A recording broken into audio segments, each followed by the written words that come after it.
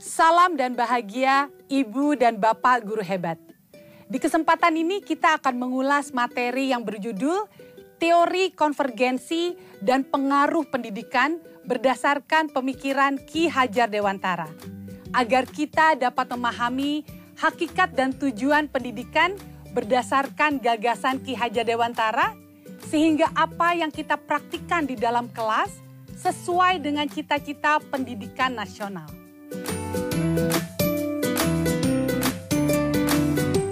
Setiap tahun SMP Kembang Putih mengirimkan murid kelas 8 mengikuti kompetisi karya teknologi.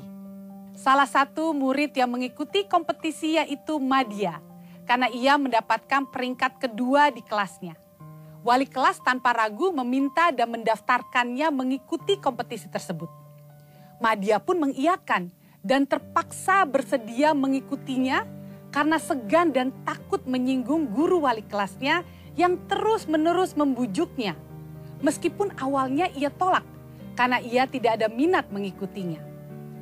Padahal ia merasa tidak cocok dan tidak tertarik dengan kompetisi tersebut karena ia lebih suka dengan kesenian.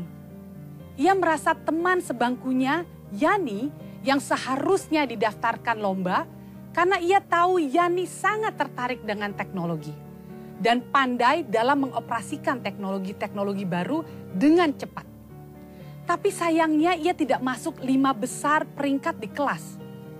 Karena hanya peringkat 5 besar di kelaslah yang bisa mewakili sekolah mengikuti kompetisi tersebut, kata guru wali kelas.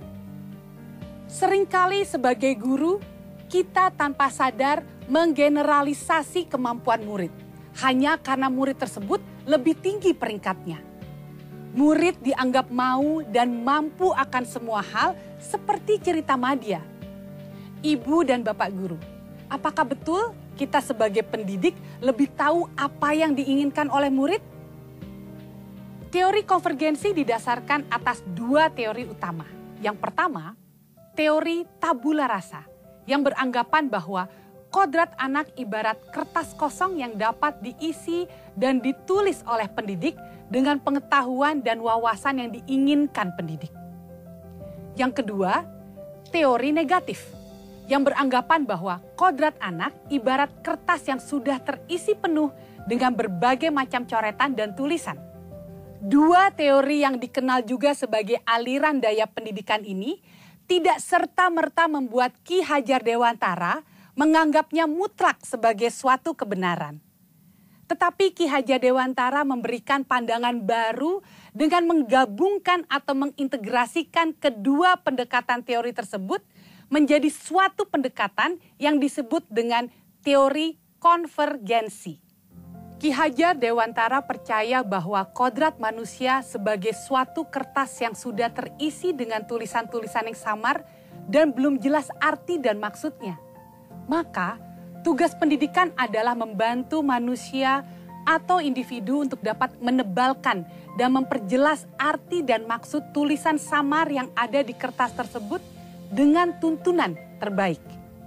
Teori konvergensi merupakan pendekatan yang digunakan oleh Ki Hajar Dewantara dalam menjelaskan tentang kertas bertuliskan tulisan samar dengan membagi budi pekerti atau watak manusia menjadi 2 bagian, yaitu bagian biologis dan bagian intelligible. Rasa takut, rasa malu, rasa kecewa, rasa iri, rasa egoisme, rasa berani, dan segala yang berkaitan dengan perasaan dan jiwa manusia adalah bagian biologis yang tidak dapat berubah dan menetap pada individu sejak anak-anak hingga dewasa. Sementara, kecakapan dan keterampilan pikiran kemampuan menyerap pengetahuan adalah bagian intelligible yang dapat berubah karena pengaruh keadaan dan lingkungan, termasuk salah satunya pengaruh pendidikan. Sebagai contoh, murid terbiasa makan makanan yang mengandung bahan-bahan kurang sehat dan sudah menjadi suatu kebiasaan karena ketidaktahuan murid akan dampak perilaku tersebut. Padahal dapat mengakibatkan terganggunya sistem pencernaan. Setelah diberikan pengetahuan dan wawasan tentang makanan sehat dan zat aditif oleh guru, Murid kemudian sadar dan merasa perilakunya selama ini dapat membahayakan kesehatan dirinya. Sehingga mereka lebih berhati-hati dalam memilih makanan yang akan dikonsumsi. Kita dapat melihat dari contoh tersebut bahwa intelligible murid berubah dari ketidaktahuan tentang pengetahuan makanan dan bahan yang kurang sehat menjadi sadar dan merasa penting pengetahuan itu bagi dirinya. Sehingga murid dapat memikirkan, merasakan, dan mempertimbangkan perilaku yang dilakukannya. Contoh yang lain, anak usia prasekolah memiliki kegiatan pengembangan belajar mandiri, berpisah sementara dengan orang tua atau pengasuh, serta belajar bersosialisasi. Sebagian mungkin banyak yang mengalami kesulitan, sehingga merasa takut dan malu. Pada awal kegiatan di TK, murid masih diantar dan ditunggu oleh orang tua. Namun setelah berjalannya waktu, murid tersebut menjadi murid yang pemberani. Rasa takut dan pemalu menjadi tidak tampak atau semakin pudar karena sudah mendapatkan kecerdasan pikiran.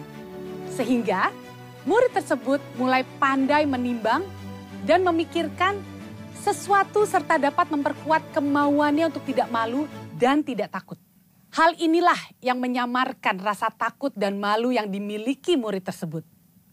Karena rasa takut dan malu itu hanya tersamar saja oleh pikirannya. Terkadang murid tersebut diserang rasa takut dan malu. Kondisi demikian terjadi saat pikirannya tidak bergerak, tidak dapat mempertimbangkan dan memikirkan sesuatu untuk memperkuat kemauannya. Ketika pikirannya tidak bergerak, maka akan memunculkan rasa asli yang dimilikinya, yaitu menjadi penakut dan pemalu sesuai dengan watak biologisnya yang tidak dapat berubah. Contoh-contoh tersebut menunjukkan bahwa pendidikan dapat mempengaruhi bagian intelligible dan bagian biologis murid. Sebagai pendidik, kita janganlah berputus asa karena menganggap watak-watak yang biologis, hidup perasaan, itu tidak dapat dilenyapkan sama sekali. Tetapi kecerdasan intelligible, hidup angan-angan, dapat menutupi tabiat-tabiat perasaan yang kurang baik.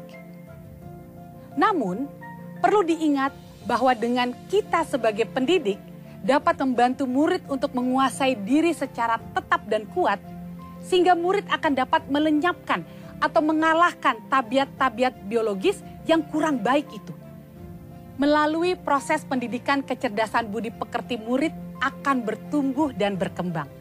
Sehingga mampu mengendalikan tabiat asli dan watak biologis akan semakin tersamar dan menebalkan watak-watak baik murid yang akan mewujudkan kepribadian dan berbudi pekerti.